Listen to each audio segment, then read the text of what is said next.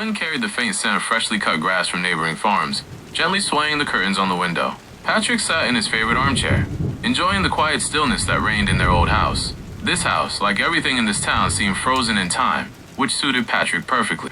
Then turned on the light, as if to chase away the last rays of sun. She always tried to banish any shadow that, in her opinion, stood in the way of progress. Her career as a high school math teacher didn't satisfy her ambitions, and she was constantly looking for new opportunities, new challenges. Her mood today was especially tense. "I heard a story," she said, abruptly grabbing Patrick's cup from the table and refilling it for herself. "It turns out someone from a neighboring town disappeared.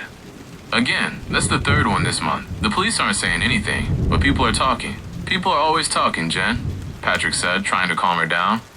"Maybe it's just rumors." Jennifer gave a scornful laugh. "Rumors? They're not even trying to hide it. I heard the father of one of my students talking about it. He said they only found..." She trailed off, her voice dropping to a whisper. "They only found his shoes. Nothing else." Patrick put down his newspaper. This didn't sound like ordinary town gossip anymore. 3 disappearances in such a remote area? It was too much. "What do you think about it?" Jennifer asked, looking at him with a penetrating gaze. Patrick scratched his head. "I don't know, Jen. It's weird. Maybe they just left." "Nobody just leaves, Patrick.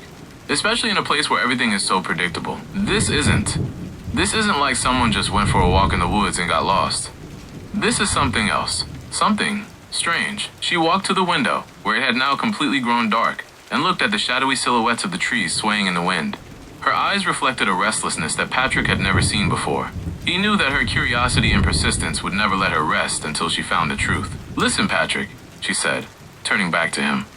"You can ignore this, but I can't. I want to know what's happening.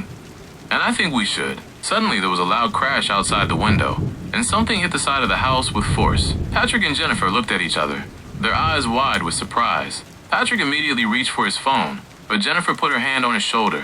"No," she whispered, her voice surprisingly calm. "Let's look first. It could be anything." Patrick was scared, but Jennifer's coolness always had a strange effect on him. He followed her to the door, and she, without hesitation, opened it. On the ground next to the house was something glowing with a faint blue light. It looked like an ordinary stone, but it pulsed like a living heart, and a quiet, insistent hum came from it. "What the hell is that?" Jennifer whispered, leaning in for a closer look. "Jen, don't touch it." Patrick reached out to stop her, but it was too late. Her fingers brushed the surface of the stone, and in that instant, the blue pulsating hum grew louder, and the light grew brighter. She recoiled, not understanding what was happening, but a strange, eerie whisper was already sounding in her head, as if trying to say something. Patrick and Jennifer called Sheriff Bob the moment they realized they had found something unusual. When Bob arrived, he listened to their confused story with initial disbelief. He was a typical small-town sheriff, slow, methodical, and skeptical of anything outside his familiar world. Seeing the stone pulsing with a faint blue light, he sighed, wrote it off as a childish prank or foolish vandalism, and took it to the department as evidence. "I'll call you if I find anything," he promised, looking at them from under his hat. "And you two stay out of trouble." Jennifer gave Patrick a look of dissatisfaction, but Patrick felt a sense of relief. For him, any contact with law enforcement was undesirable, and he wanted this strange story to end as quickly as possible. But for Jennifer, this was just the beginning. She felt that this stone was not just a piece of evidence, but a key to a mystery, something that could shake their boring lives out of a rut. In the following days, Sheriff Bob spent most of his free time in his small office, which smelled of old paper. He checked databases and called neighboring departments, trying to figure out what the object was. Every evening he would take the stone from the safe, place it on his desk, and examine it for a long time, feeling a strange, barely perceptible vibration that permeated him like a chill. "You're still at it?" his wife Evelyn asked one day when he came to visit her at the library. Evelyn, a small woman with a gentle smile, was the town's keeper of knowledge. She knew about every book on every shelf. Bob pulled a small drawing of the stone from his pocket that he had made himself. "I'm trying to find something similar, Evelyn. But I can't. Not in police reports. Not on the internet. Not a single mention of a stone that glows and hums." Evelyn carefully examined the drawing. "It looks like something from a myth, not reality, Bob." She led him to a remote corner of the library where old books, rarely opened, stood on shelves. They spent a long time turning pages filled with legends about ancient artifacts, meteorites, and strange phenomena. But nothing matched. With each passing day, the stone on Bob's desk became more insistent. Every evening when he sat alone in his office, the faint hum of the stone grew louder. The sheriff began to feel that it wasn't just humming, but trying to say something. as if whispering an ancient secret. He started neglecting his usual duties. Food lost its taste, and sleep became restless. His only goal was to solve the mystery of the stone. One night, as Bob sat alone, the hum became unbearable. His head was splitting, and it felt like the stone was not just speaking, but embedding images in his mind. Images of a forest, old trees, something that looked like the place where the people had disappeared. Bob shuddered. The whisper was no longer just a sound. It was so loud the sheriff could almost hear the words. Suddenly, as he reached for the stone, the door behind him clicked open. A strange man in a black cloak stood on the threshold. His eyes were so dark they seemed to absorb all the light, and his face looked exhausted. "I came for this," the stranger said, pointing at the stone. His voice was quiet, but it held a sense of authority. "It belongs to me, and I wouldn't advise you to touch it again." Sheriff Bob immediately reached for his holster, but his arm froze in midair. He felt something invisible paralyzing him, and a new, louder whisper echoed in his mind, drowning out everything else. Sheriff Bob sat as if spellbound, feeling his body go numb from an unknown force. The stranger, looking at him coldly, made no sudden movements. He just stood there, confident in his superiority. "I said I need the stone." His voice was devoid of any emotion, but a quiet threat resonated within it. "Give it to me, and we'll go our separate ways." The sheriff, gathering all his willpower, finally managed to move. He grabbed his holster, but the stranger reacted in a flash. His hand flew up, and the blue pulsing stone on the desk rose into the air, as if by an invisible hand. Its light became so bright that it blinded Bob. When he blinked, the stranger was gone, and the stone had vanished. The next morning, Bob felt as if he had woken up after a long illness. His head ached, and in his mind, that eerie whisper still echoed, now even louder. The whisper was not asking, but commanding. It spoke of the missing people, pointed to their trails, to something Bob had to find. But the stone was gone. The sheriff rushed home to check the security camera footage in the parking lot of the department, but it showed nothing but ordinary city traffic. The stranger seemed to have vanished into thin air. That's when Bob understood. This man knew what he was doing, and was a step ahead of him. Over the next few days, Bob abandoned all his usual duties. He searched obsessively, first in the forest where, as the voice whispered, the people had disappeared. He found strange tracks that belonged to neither animals nor humans. All his colleagues, bewildered by his behavior, tried to talk to him, but he brushed them off like annoying flies. His only goal was to find the missing people, to find the stone, and to find the mysterious man who had stolen it. One evening he drove to Patrick and Jennifer's house. He found them having dinner. Jennifer, seeing him, gave Patrick a knowing look. "So, Sheriff? Found anything?" she asked, her voice calm but her eyes burning with curiosity. Bob didn't try to hide his confusion. He was too exhausted to lie. "The stone, it was stolen." His voice trembled with helplessness. "It disappeared right from my office, but I can still hear it. It's talking to me." Patrick looked at him with a mix of pity and fear. "Bob, maybe you should rest? This is all just... No, you don't understand." Bob suddenly burst out, startling both Patrick and Jennifer. "It tells me I have to find them, the missing people. It knows what happened to them." Jennifer, who had been watching Bob closely, moved closer to him. Her face was serious. "What does it say?" she asked quietly. Bob, seeing that Jennifer wasn't judging him but was, in fact, interested, started speaking faster. "It talks about places, about time, about how these people didn't just disappear. They just moved." Patrick flinched back in alarm. "Moved? To where?" "Sheriff, this is too much. I don't know where." Bob, holding his head in his hands, cried out in desperation. "I just hear this voice in my head." Jennifer gave him a sympathetic look, but her mind was already working at full speed. She realized that this stone, which she had thought was just a way to escape boredom, was actually something much bigger. "Listen, crazy sheriff," Jennifer smiled faintly. "If you want to find them, you need a plan. And I think I know where to look. I saw the stranger walk off with that stone, and he wasn't from this time." The next day, as soon as she got into the car, Jennifer got right to work. Her thoughts were chaotic but ordered, just like her. Although she had told the sheriff she had seen the stranger walk off with the stone, it was actually a lie. She had just been watching Bob and realized he needed help, and she wanted to give it. Jennifer always believed in taking matters into her own hands. "We have to start somewhere," she said to Patrick, who was sitting next to her, his hands tightly clasped. "Since we can't follow Bob, we'll follow his clues." They started by questioning neighbors. People, as usual, weren't very talkative. But Patrick, with his gentle nature and ability to listen, was able to get a few old folks to talk about the strange noises coming from underground. All of them led to an old, abandoned building right next to the library where Bob's wife worked. Jennifer instantly realized this was a lead. She didn't tell Sheriff Bob, fearing his obsession might jeopardize the investigation, and decided to check it out herself. Patrick, trying to dissuade her, couldn't. He knew it was useless to argue with Jennifer in these situations, so he just silently followed her, hoping they wouldn't get into trouble. The building, which had once been the old city hall, now stood locked and dilapidated. Its windows were broken, and the doors were boarded up. Inside, it was dark and damp, and the very air seemed saturated with fear. They went down to the basement. Patrick, who was afraid of the dark, held up his phone with the flashlight on, while Jennifer carefully examined the walls, looking for a clue. "I hear it," she whispered. A faint, barely noticeable scratching. "From here." She pointed to an old, shabby brick wall. There were no doors on it, but Jennifer, who was always attentive to small details, noticed a small, barely visible protrusion. Patrick shook his head, not understanding, but Jennifer was already pressing the protrusion. With a quiet creak, the wall slowly began to slide away, revealing a passage. "That was a secret room," Patrick said, his voice trembling with surprise. "Something more," Jennifer replied, looking into the darkness.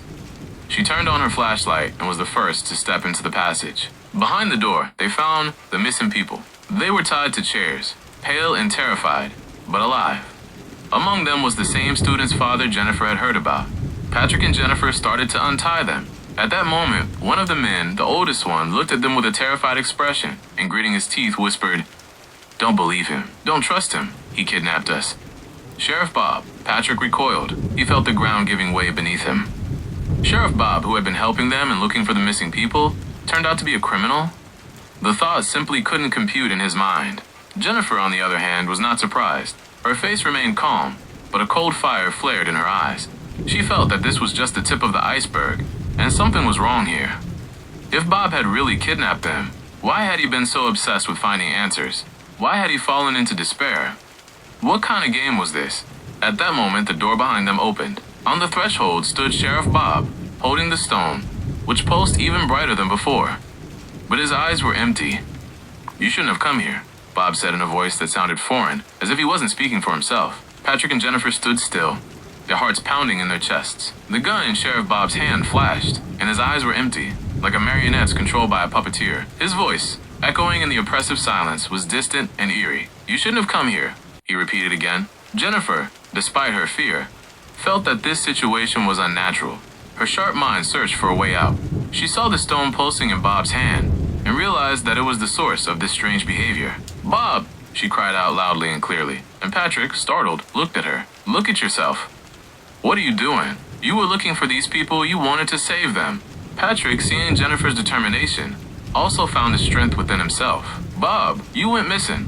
We thought you were dead. You wanted to know what happened to them." Patrick and Jennifer's words, filled with genuine concern, broke through the wall of outside influence. Bob's empty gaze began to change. A look of confusion appeared in his eyes. He looked at the gun in his hand, and then at the stone.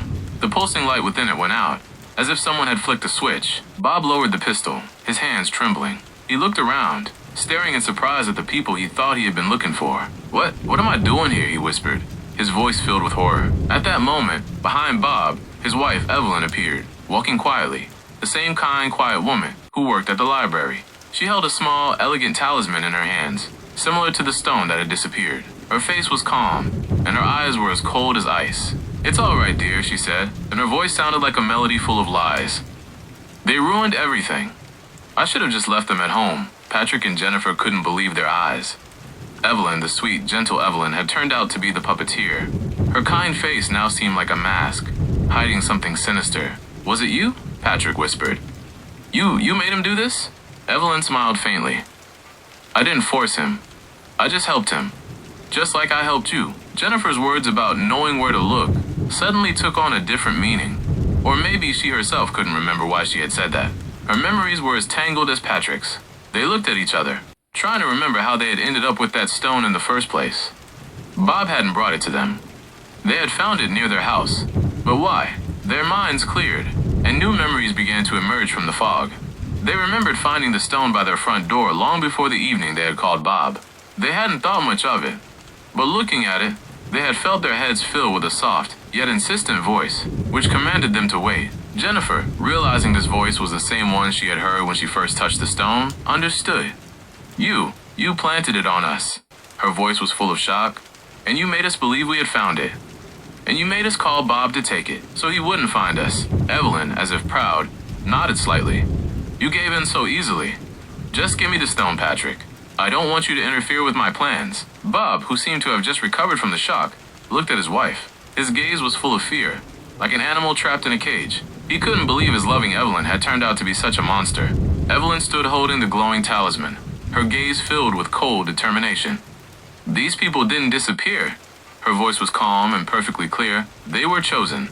Chosen for a new world. What plans? Jennifer couldn't hide her anger. What are those stones? These stones are not from this era, Evelyn explained, looking at them with contempt, as if they were children she was explaining a complex math formula to. They're from the future. They are keys that open portals between time. I am a guardian. My task is to move these people to the future, to save them from a catastrophe that will soon destroy our world. The man you saw, he was from this same time. His task is to stop me. He believes people must endure the catastrophe in order to evolve. I don't. Patrick, who had always craved stability, felt his world crumbling. You lied to us? And to Bob? You used us? The choice was always yours, Evelyn replied. But I gave you a nudge. I used the stone to change your perception, to make you act according to my plan. I knew Jennifer would want to solve this mystery, and Patrick, as always, would follow her. Each of you played your part, like puppets following my will. At that moment, Sheriff Bob, who had fully recovered from the shock, looked at his wife. His face was filled with pain and betrayal. Evelyn, how could you? She didn't even look at him. Her gaze was fixed only on Patrick and Jennifer. I won't waste any more time. I will activate the portal, and you will witness how I change history. She raised the talisman, and it glowed with a bright blue light. Jennifer, acting instinctively, without any hesitation, lunged at Evelyn. Her persistence had always been her greatest strength. She knocked the stone from her hand. The talisman, falling to the ground, shattered into 1,000 tiny crystals. At the same moment, the door behind them opened. There stood the same stranger in the black cloak. He was wounded, his face bloody, but he still held another, larger stone in his hands.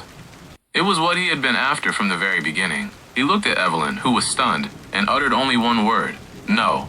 When he raised the stone, the whole room began to vibrate. Around the missing people, a blue energy sphere began to form. It wasn't a portal. It was a protective sphere that returned them. One by one, they began to vanish. First, the oldest one disappeared, then the others. Finally, the last one vanished, and the sphere faded. Evelyn was stunned. Her plan had failed. She lowered her head, feeling defeated. The stranger, exhausted, staggered, and looked at Patrick and Jennifer. Patrick whispered. He brought them back. Not brought them back, but saved them, the stranger said, looking at them. I returned them to their time, but I didn't save them from death. They must face it in order to evolve. It is the law of the universe. They have vanished, as is their destiny. And now that I have returned them, they will never be seen again. With those words, the stranger also vanished, as if he had never existed. Sheriff Bob, having recovered from the shock, put handcuffs on Evelyn. His face was exhausted. It's over, he whispered. It's all over. Patrick and Jennifer looked at each other. They had gone through this horror together. They were like two sides of the same coin, one half of which sought peace and the other chaos. They were puppets who fought against their puppeteer. Their story had ended, but their journey had just begun.